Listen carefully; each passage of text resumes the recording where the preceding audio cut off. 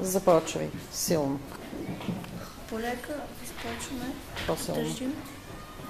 Започваме да държим кутията с малката шпринцовка, като натискаме бавно голямата шпринцовка и лека по лека кутията започва да се вдига. Направи го няколко пъти, да. Почваме, слагаме наполовина на кутията. Почваме да я задържаме с малката шпринцовка. Натискаме буталото на голямата шпринцовка, за да може да се вдигне кутията. После бутаме надолу шпринцовката. Може.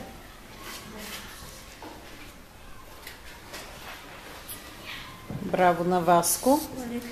Така, сега се опитай да го обясниш. Хайде и вие. Обяснете какво правите. Натискаме това пък на буталото.